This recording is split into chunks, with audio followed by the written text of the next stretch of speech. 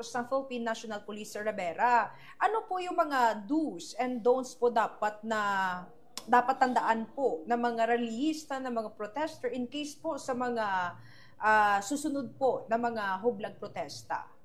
Okay po. Ang isipin po natin, no, ang pag-rally po is unang-una pinapayagan po natin ng ating pamahalaan, pero kailangan po kumuha ng permit, no? Kasi po ang authorized lang po talaga na mga individuals o groups, no, ang kailangan mag-rally. Kasi nga yun nga, pag pumasok na yung ibang grupo na hindi sila organized masyado at hindi control ng leader nila, yun po ang mangyayari, magkakaroon po ng chaos at saka magiging out of control na po yung ibang members po nila na instead of magpapalabas ng hinanaing, no?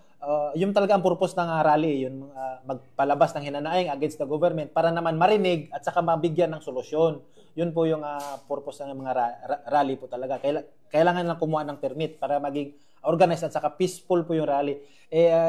Yun nga po kasi nga may mga individual talaga na nadadala ng emosyon, damdamin nila, gumagawa na po ng mali. Yun po yun, naging marahas na po yung pagrarally nila at hindi na po yung tama. Kaya po andun po yung kapulisan para i-control yung situation kasi nga po pag yung tao medyo nasubrahan na sa damdamin niya, hindi na po makatarungan yung ginagawa niya. Hindi lang po rally ang gagawin niya kundi maninira na po ng mga ibang bagay. Yun nga po, iba magnanakaw na, pati mga tindahan na sa gilid-gilid bibiktimahin pa, yung mga sasakyan na nakapark, ang iba sinusunog pa. So yun po yung purpose na andun yung kapulisan natin para makontrol po sila at saka doon po sila sa boundaries lang po talaga nila po pwede. Hanggang doon lang sila, doon naman pwede silang magpalabas ng gusto nilang mga hinanaing. Pero bawal na bawal po talaga sila sosobra o yung hindi na po bawal na po sa ating batas ang gagawin nila. Opo. So by this time po, Police Captain Rivera, panawagan po natin sa publiko, sa mga kabobo natin na nakikinig in line po sa nangyaring mga hublag protesta po dito sa iba't ibang parte ng Pilipinas. Go ahead po. Okay po. Bilang isang Pilipino din po, kapwa Pilipino, meron din po tayong mga siyempre hinanaing o may hinanakit po, no? Pero isipin po natin na ang lahat po ng gagawin natin ay yung nakakabuti o mas makakabuti sa nakararami. Kasi po kung magrarally tayo, lalabas natin hinanaing natin tapos hindi natin makontrol yung sarili natin at gagawa tayo ng isang bagay na makakasakit, makakapanira ng ibang bagay o makakasakit ng ibang tao, hindi na rin po tama yun. Bawal na po yun sa batas, kaya po dito po ang PNP gagawa po ng paraan para makontrol yung sitwasyon at saka aarestuhin po yung mga tao din na gagawa ng kasalanan. So next time po siguro panawagan po kung tayo ay magpapalabas ng ating hinanakit o hinanaing at tayo magrarally, gagawin po nating peaceful po, no?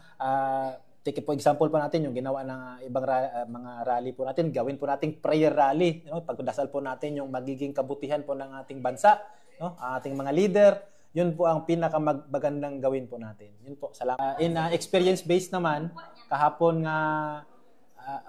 nga natabo sa Luzon is as far as I know, no, ang hambal dito is first time kato natabo sa Luzon nga ingon nato ka madugo kag ingon nato ka gubot ang natabo. So kita diri sa Mindanao as part Japon sa South Cotabato and North Cotabato, hindi nagsuli ni bago katong incident, no, kay way back 2015 mayroon kita sa ka-incident dito sa North Cotabato mismo and also mayroon man kita dito sa may South Cotabato mismo na may nagrally man pero mas grabe ang natabo sa Kidapawan City particularly dito sa rally nga gingamit gapon ang kagutom sa mga tao para ipunon sila and which is naabot sa time nga naghabuyay na gid bato kag damo-damo man ang pulis naton nga nawundid dito. Actually may isa pa ta ka pulis dito nga naangol gid sa no nga naging paralyzed siya for how many years as ta subong regarding ato incident kay nalampusan siya sang bato sa ulo. Actually I was also a part of that CDM contingents, no, isa ako sa mga dito. Wounded man ako dito ang part nga time pero lang ako mga minor injuries lang to. So amo na ginapreparean ta, no, nga hindi na maulit. So grabe ang preparations ta kahapon. And then amo to sad to say and sad to see nga makita naton nga ang aton counterparts aton nga upod nga kapulisan sa Manila naka-experience ang amo sa to. So ang naging bunga sang rally na tani nga for anti-corruption nila nga magpagawas ang hinanaing ng mga tao, nagka-cause pa sa sang more chaos, no, sa mga nagka-wounded. Hindi lang man part actually sa PNP, pati mismo dito sa mga nag-rally, yes, damo man kita nakita mismo nga wounded mismo sa ilang part, no, may mga naigo man gyapon sa ilang sa bato, kaga may mga napiang, kag siyempre katong may mga na-arrest man gyapon sa ilang nga mga individuals kasi baging part sa kasi nga bawal naman tong ilang gihimo nga pagpanakit, no. So may mga na-aresto dito katong mga instigator, mga naghaboy na bato, kag mga naghatag gid sang mga pangsakit, no. Hindi lang sa PNP kundi sa iban pa nga tao nga ara dito sa lugar.